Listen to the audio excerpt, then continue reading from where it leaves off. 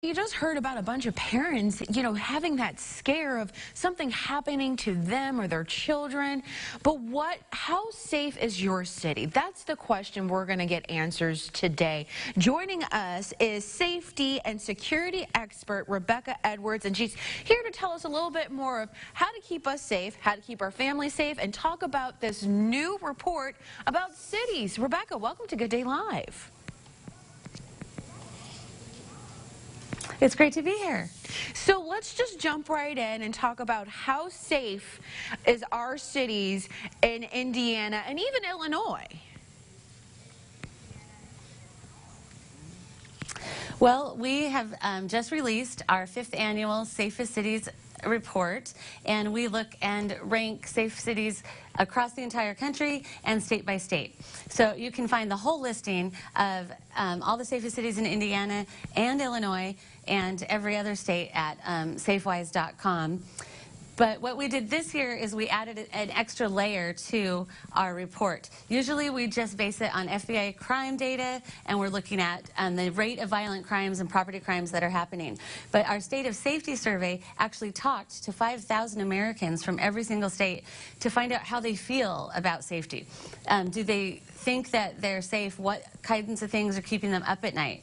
And what we learned across the board is that people are worrying about their digital security, in identity theft, being hacked, being strung along by some stranger online, as well as property crime and violent crime. So what are some basic tips that you can give us all to keep us safe at night? To keep yourself safe at night, there are a few things that you can do. First of all, common sense goes a long way when it comes to safety. So always lock your windows and doors, whether it's your car or your home. You can add motion sensor lights that light the way or let you know if someone's creeping around your home.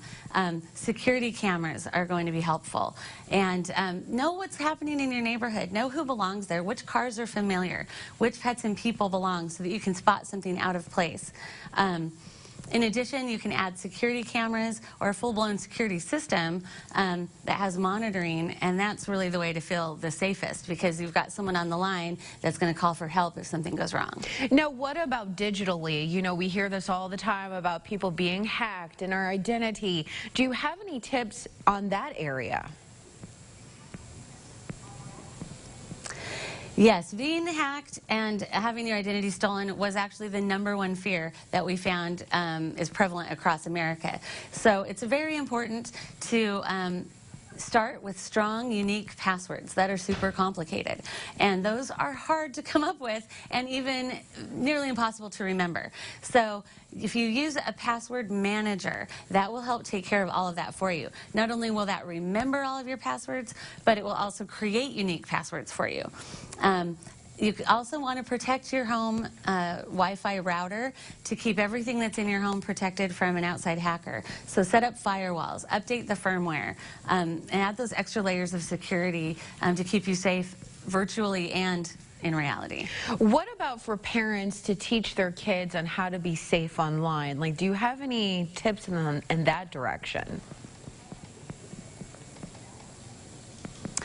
Well, one thing that I would recommend, you want to teach your kids the right etiquette online and the things to be wary of, but you can also set up parental control software, and there's even parental control routers. And these things are an extra layer, like someone else on the job, a security guard for your kid online that is keeping out the bad stuff and also alerting you to anything fishy that might be going on, so that you can then intercept and guide your child in the right direction. Well, where can we go for more information about the report and tips that you've given us? Yeah, you can get many more safety tips and our complete safest cities in America and state of safety reports on safewise.com.